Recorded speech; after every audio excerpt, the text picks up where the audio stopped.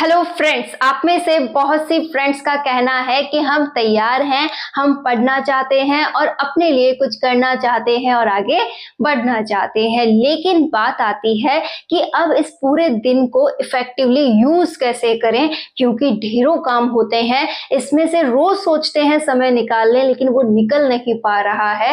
तो किस प्रकार आप समय निकालते हैं वो हमें बताइएगा। तो मैं आज अपना पूरा शेड्यूल आपके साथ शेयर कर रही हूँ कि कैसे हम पूरे दिन में इफेक्टिव कुछ घंटे निकाल सकते हैं पढ़ाई के लिए। एक बात ध्यान रखिएगा, अगर आपकी शुरुआत बस अब होनी ही है, इससे पहले आप इस फील्ड में नहीं थे, मतलब अपने लिए समय नहीं निकाला था, पढ़ाई के बारे में नहीं सोचा था, या फिर किसी भी आप फील्ड में जाना चाहते हैं उसके बारे में आपने नहीं सोचा था, तो एकाएक ये उम्मीद हम नहीं कर सकते कि यहाँ पर हमें 10-10 घंटे मिल जाएंगे। हमें मिलेंगे मात्र स्टार्टिंग के वो घंटे जो हम अभी निकालना स्टार्ट कर रहे हैं। जैसे किसी के हालातों के अनुसार उसे 2 घंटे ही मिलेंगे, किसी को 3 से 4 घंटे मिलेंगे, कोई खींचतान करके 5 से 6 घंटे भी निकालेगा। लेकिन ये जो घंटे हैं वो धीरे धीरे बढ़ते हैं। आज मैं जिस लेवल पर अपनी पढ़ाई के लिए समय निकालती हूँ या फिर अपने लिए समय निकालती हूँ, ऐसा पहले पॉसिबल नहीं होता था। धीरे धीरे मैंने हर चीज को मैनेज किया है, हर जगह पर ये बात गहराई से सोची है कि कैसे इसे मैनेज करूं और कैसे यहाँ से समय बचाऊं। तो कुछ बातें जो आपका समय बचा सकती हैं, आपको एक लंबे टाइम से बचा सकती हैं कि हाँ, मुझे इतने दिनों बाद ये समझ आया कि यहाँ से भी समय निकल सकता था। तो इन बातों को मैं आज आपके साथ शेयर कर रही हूँ कि मैंने कहाँ कहाँ पर किस प्रकार मैनेज किया था, और ये आपके लिए बहुत ही इफेक्टिव टाइम टेबल हो सकता है। कभी भी आप ऐसा टाइम टेबल ना बनाएं जिसमें हमें ये पता करना हो कि हाँ, 1 घंटे में ये सब्जेक्ट पढ़ूंगी, 1 घंटा में ये करूंगी, और मेरे सुबह का जो टाइमिंग रहेगा उसमें 1 घंटा ये है, 2 घंटे ये है, इसके बाद ये काम है, फिर इसके बाद खाना है। ऐसे टाइम टेबल हम सभी के लिए नहीं बने हैं, क्योंकि हमारे पास क्या है, ढेरों जिम्मेदारियां हैं और उन जिम्मेदारियों में कभी भी हमें डिस्टरबेंस हो सकता है। तो कभी भी ऐसा टाइम टेबल ना बनाएं जो बिल्कुल भी लचीला ना हो। हमें ये ध्यान में रखना है कि जो दिन के 24 घंटे होते हैं, कि हमारे पास जो 24 घंटे हैं उनमें से हम कितना समय अपने लिए निकालें और उनका बेस्ट यूज करें अपनी पढ़ाई के लिए। सबसे पहला काम जो आपको करना है, आपको अपने लिए एक गोल डिसाइड करना है कि आपका गोल क्या है। जैसे आप में से बहुत सी फ्रेंड्स का होगा कि मुझे फर्स्ट ग्रेड की तैयारी करनी है, मुझे सेकंड ग्रेड की करनी है, थर्ड ग्रेड पुलिस में जाना है, पटवार में जाना है, एसआई का करना है, मतलब जो भी आपका गोल है, मुझे टेट का एग्जाम देना है, या फिर मुझे नेट क्वालिफाई करना है, या फिर मुझे अपने आगे की पढ़ाई करनी है, या फिर मैं किसी भी फील्ड में आगे बढ़ना चाहती हूँ, कोई भी बिजनेस सेक्टर ही क्यों ना हो, पहले उस पर आपको मेहनत करनी होती है। तो जो भी आपका गोल है वो आपने सेट कर लिया होगा, आपका माइंड पूरी तरह तैयार है कि हाँ, अब आप इसकी तैयारी कीजिए। दूसरा काम होता है कि जब भी हमारा गोल सेट हो जाता है तो उसकी एक रूपरेखा बनाएं, उसका एक मैप तैयार करें। तो जो मैपिंग आप करें कि हाँ, मुझे यहाँ से चलकर इस प्रकार से, यहाँ से चलकर इस लक्ष्य पर पहुंचना है, तो वो जो मैप आप तैयार कर रही हैं, आपने माइंडसेट जो तैयार किया है, उसमें पहला बिंदु आता है कि आप जिस किसी एग्जाम की तैयारी कर रहे हैं उसका सिलेबस निकलवाएं। जब आपके पास किसी एग्जाम की तैयारी का सिलेबस होता है तो हमें मोटा मोटा आइडिया हो जाता है कि इसमें कितने सब्जेक्ट्स हैं, कितने हमें पूछे जाने हैं, कैसे मुझे इसकी तैयारी करनी चाहिए, कितना मुझे इसके लिए समय रिक्वायर्ड होगा। जैसे कुछ एग्जाम्स हैं जहां 2 एग्जाम होनी है, कुछ एग्जाम्स हैं जहां 1 एग्जाम होनी है, और उनमें ढेरों सब्जेक्ट्स हैं, जैसे मैथ, इंग्लिश, रीजनिंग, साथ ही साथ जितने भी हिस्ट्री, ज्योग्राफी वगैरह हमें बहुत से पढ़ने होते हैं। तो हमें पहले उनके लिए तैयार होना होगा कि माइंड में एक बात तो आए कि हाँ, मेरे पास इतने सब्जेक्ट हैं और इसे मैं इस तरीके से पढ़ने वाली हूँ। तो सबसे पहले आप सिलेबस की कॉपी निकलवाएं। फोन में नहीं रखना है, कॉपी आपके पास होनी चाहिए, फोटो कॉपी आपके पास जरूर हो। उसके बाद आप उसकी पूरी एनालिसिस करें कि हाँ, इतने सब्जेक्ट्स हैं, मुझे पढ़ने में समय कम मिलता है, इसलिए मुझे इतना समय तो लग जाएगा कि हाँ, मैं मानकर चल सकती हूँ कि 1 साल के भीतर मुझे तैयारी करनी है, और 1 साल का जो समय है उस तरीके का मैं रोड मैप तैयार कर रही हूँ। सिलेबस के बाद दूसरी बात आएगी, आप उसके लिए एक बहुत अच्छी बुक लिस्ट लें। कि आपके पास जिस किसी भी एग्जाम की आप तैयारी कर रहे हैं उसकी शानदार बुक लिस्ट आपके पास होनी चाहिए। बुक लिस्ट से मतलब ये नहीं है कि हम ढेरों बुक्स ले आए, जैसे हिंदी की खरीदने गए उसकी 3-4 उठा लाए, ज्योग्राफी की लेने गए तो उसकी कोई भी बिना सोचे समझे हम उठा लाए 3-4 बुक्स लेकर आ गए। ऐसा कुछ नहीं करना है। आपको जिन भी अध्यापक को आप फॉलो करते हैं उन अध्यापक से पहले जानना है कि हाँ ये कौन सी बुक सजेस्ट कर रहे हैं, किस बुक के अंदर हमें अच्छा नॉलेज मिल सकता है। हाँ 19-20 का अंतर हमें हर बुक में मिलता है, लेकिन हमें एक अच्छी बुक की तलाश जरूर करनी चाहिए खरीदने से पहले। तो आप एक आध जो आपके सब्जेक्ट से रिलेटेड, मतलब आप जिस किसी एग्जाम की तैयारी कर रहे हैं उससे रिलेटेड टीचर्स को आपको सुनना चाहिए। वो जो बुक सजेस्ट कर रहे हैं उन पर एक बार विचार करना चाहिए और उसके बाद मार्केट जाइए, उन 2-3 बुक्स का जो आपने नाम देखा है उन्हें अपने सामने रखिए। बुक सेलर आपको मना नहीं करेगा। आप अपने पास उन बुक्स को लेकर के एक बार वहां खड़े होइए, देखिए कितना किसमें क्या मैटर दिया गया है। अब आप सोचेंगे मैम वहां कैसे समझ आएगा। आप कुछ एक टॉपिक, जैसे हिस्ट्री का कोई टॉपिक है, जैसे 1857 की क्रांति है, आपने वो देख लिया, उसके बाद आप क्या करिए 3-4 बुक्स में देखिए कि उसके बारे में क्या लिखा गया है, किस तरीके से उसके पॉइंट्स दिए गए हैं। अब आपका वो टॉपिक जाना पहचाना है, आपने 3-4 बुक्स में से उसे देखा, जिस किसी बुक में वो आपको बहुत अच्छा समझ में आया, इसका मतलब उस राइटर की आपको लिखावट समझ में आ रही है, आपको लग रहा है कि इसने बेस्ट लिखा है, इतना मैटर तो मुझे चाहिए ही होगा, तो बस आप उस बुक को परचेज कर सकते हैं। तो सुनना सबका है लेकिन करना मन का है। तो आप अच्छी बुक लिस्ट की जरूर कोशिश करें कि आप एक बार में ले लें। बार बार आप मटेरियल नहीं बदलेंगे, हम बेवजह के पैसे उस पर खर्च नहीं करेंगे। तो हमने न्यू एडिशन के अनुसार बुक लिस्ट ले ली है। अब इतने काम जब हमारे हो जाते हैं कि सिलेबस पता चल गया, बुक लिस्ट पता चल गई, एग्जाम के बारे में हमें पता चल गया और ये भी पता चल गया कि इससे रिलेटेड वैकेंसी जल्द ही हमारे सामने होगी, कि ये जो वैकेंसी है ये हमारे सामने जल्द ही आ जाएगी। तो ये वैकेंसी हमारे नज़र में है, अब तैयारी स्टार्ट करते हैं। माना कल से हम तैयारी स्टार्ट कर रहे हैं, तो ये तैयारी जब स्टार्ट होगी तो ये हमसे मांगेगी कि आप इसे समय दीजिए। अब बात करेंगे हम समय की, कि जो टाइम है इसे हम कैसे निकालें। तो हमारे पास जो समय है वो 3 भागों में हम बांट सकते हैं। एक तो रहेगा हमारा मॉर्निंग का, एक रहेगा हमारा जो दोपहर का होता है, कि हाँ जो हमारे पास दोपहर में हम कह सकते हैं कि थोड़ा सा समय हम दोपहर में निकालते हैं, वो हमारे पास होगा।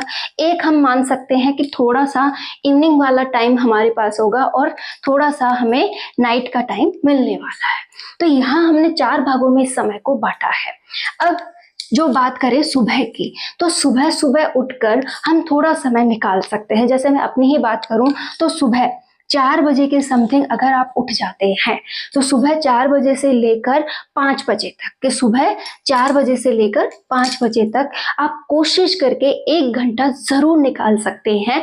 और ये 1 घंटा आपको बहुत अच्छी तैयारी करवा सकता है। कैसे भाई? कि सुबह सुबह हमारा जो माइंड होता है वो बहुत एक्टिव होता है, तो इस सुबह के 1 घंटे में आप बहुत अच्छी तैयारी कर सकते हो। अब आप पर डिपेंड करता है कि इस 1 घंटे को आप 1 घंटे ही रखती हैं या फिर आपके घर में 6 बजे बाद काम स्टार्ट होता है या 7 बजे बाद स्टार्ट होता है, वो हर एक घर की अलग अलग बात है। तो आप कोशिश करें कि अगर 5 बजे स्टार्ट होता है तो 1 घंटा मिल रहा है, अगर 6 बजे स्टार्ट होता है तो 2 घंटे मिल रहे हैं, और अगर 6:30 बजे तक होता है, जो भी आपका है, उससे पहले का समय आप बिना कुछ सोचें कि नहीं मुझे काम का कोई बर्डन नहीं है, मुझे काम जो है वो वक्त पे ही करने हैं, ये समय मेरा है।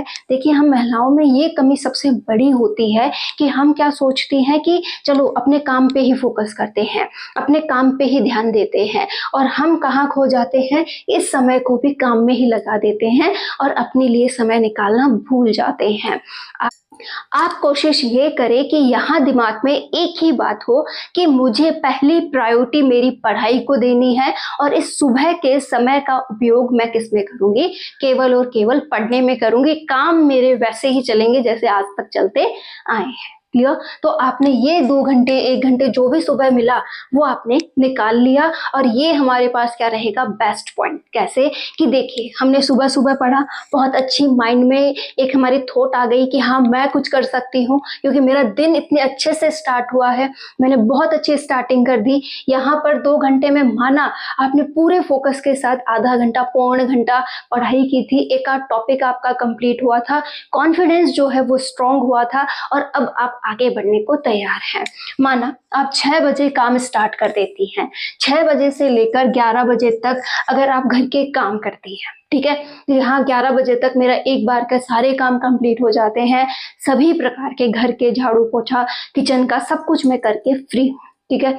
या फिर आपके पास इस प्रकार का भी हो सकता है कि सुबह नाश्ता पानी ही बनता है, तो आप 10 बजे भी फ्री हो सकती हैं, ठीक है। तो आप अगर यहाँ पर फ्री हो जाती हैं तो आप यहाँ से एक नया शेड्यूल स्टार्ट कर सकती हैं कि हाँ 11 बजे से लेकर 12-1 बजे तक मैंने फिर से 2 घंटे की पढ़ाई कर ली, ठीक है। ये वो पढ़ाई के हिस्से हैं जहां पर आप सिटिंग दे रही हैं कि आप बैठकर पढ़ पा रही हैं, आपको वहां पूरा अपने लिए समय मिल रहा है। हो सकता है ये 2 की जगह 1 ही घंटा हो सकता है ये आधा घंटा ही हो, लेकिन ये समय है, इसको आप अगर यूज करने लगेंगे तो इसकी वैल्यू धीरे धीरे आपको समझ आने लगेगी।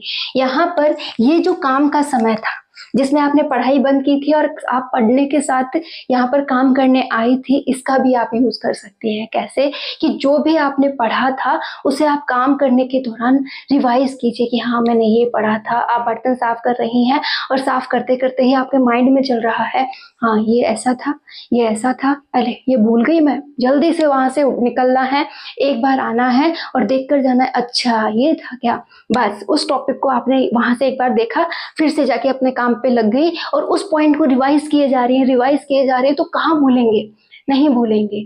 जब आप अपनी पढ़ाई को पहली प्रायोरिटी देंगी और पूरे समर्पण के साथ पढ़ाई करेंगी, यकीनन बहुत कुछ सामने आएगा। अब आपने ये सीख लिया कि हमें समय सुबह निकालना था, दोपहर में निकाल चुके हैं, दिन में हम रिवाइज कर चुके हैं। इसके बाद शाम का जब आप काम करेंगी, जैसे आप 4 बजे के समथिंग काम के लगती हैं और रात के 8 बजे तक आपका काम होता है, तो इस दौरान भी आपको क्या करना है, अपना जो भी दोपहर का पढ़ा हुआ था वो यहाँ रिवाइज करना है। हर एक प्रकार के जो लाइफ स्टाइल है हमारी सबकी अलग अलग है और उसमें समय निकालने का तरीका भी जो है वो अलग अलग है। जैसे कुछ लोग बीच में फ्री हो जाते हैं, एक बार का चाय पानी करते हैं और उसके बाद यहाँ पर उनके पास समय होता है, तो वो यहाँ पर भी आधा 1 घंटा पढ़ सकते हैं। और इसी प्रकार अगर सबका खाना पीना करते हुए आप 9 बजे फ्री हो जाती हैं, कि मान लिया कि आप 9 बजे फ्री हो रही हैं या फिर रात को 10 बजे फ्री हो रही हैं, तो आप केवल और केवल रात को 1 घंटा 11 बजे तक 1 घंटा, जैसे 9 बजे फ्री हुए उसके पास तो 2 घंटे हैं, जो 10 बजे फ्री हो रहा है उसके पास 1 घंटा है। तो यहाँ पर आप अगर अधिक समय निकाल रही हैं तो एक टॉपिक नया पढ़ें, और अगर नहीं समय ज़्यादा है, जैसे 10 बजे फ्री हुए हैं तो 11 बजे तक मात्र 1 घंटा है, इसमें आपको करना क्या है कि पूरे दिन में जो आपने पढ़ा था उसे आप क्या कीजिए, एक्टिव रिकॉल कीजिए। एक बार आंख बंद करके बैठिए और शांति से सोचिए कि आज पूरे दिन में क्या निचोड़ निकला, मैंने कितना पढ़ा, कौन सा पॉइंट मिस हो रहा है और उस पॉइंट को मुझे क्या करना है, तैयार कर लेना चाहिए। तो आपने क्या कर लिया है, एक अच्छी शुरुआत कर ली है, आप पढ़ने के प्रति समर्पित होती जा रही हैं, क्योंकि मन लगाना भी बहुत मुश्किल है। पढ़ाई अपने आप में इजी है लेकिन उसमें मन नहीं लगता है, ये सबसे बड़ी प्रॉब्लम है कि आप उठ उठ के भागते हो कि नहीं मुझे ये काम करना है, नहीं नहीं अभी नहीं, बाद में पढ़ती हूँ। तो ये सबसे बड़ा पॉइंट आता है कि आपका मन जो है पूरी तरह पढ़ाई के प्रति समर्पित नहीं हो पाता है। जब हम 10 से 20 दिन यहाँ पर एक कंटिन्यूअस तरीके से कि हाँ मेरी कंसिस्टेंसी बनी हुई है, मैं लगातार तैयारी कर रही हूँ, तो 20वें दिन जाकर के आपके ऐसे हालात हो जाएंगे कि आपको आदत हो जाएगी, एक रूटीन बन जाएगा और आप बहुत अच्छे से अपनी पढ़ाई को रेगुलर समय दे पाएंगे। जब तक आप रेगुलर समय नहीं देंगे आप कुछ नहीं कर सकते। अगर आप सोचते हैं कि मैं 4 दिन अच्छी पढ़ाई कर लूँ और 20 दिन कुछ ही ना करूँ, तो ऐसा करने से आप बहुत अच्छा रिजल्ट नहीं ले सकते। तो पहले हमें माइंडसेट तैयार करना है, अपने अंदर एक आदत डेवलप करनी है कि हाँ मुझे रेगुलर पढ़ना है, हो सकता है जैसे अभी यहाँ पे मैंने 5 से 6 घंटे आपको निकाल कर दिखाए कि सुबह निकाल लीजिए, दोपहर में निकालिए, थोड़ा बहुत अगर शाम को मिलता है तो निकालिए, रात को निकालिए। इस तरीके से आप समय निकालिए और अपने लिए एक रूपरेखा तैयार कीजिए। अब रूपरेखा कब तैयार की जाती है? जब भी आप सोने जाएं।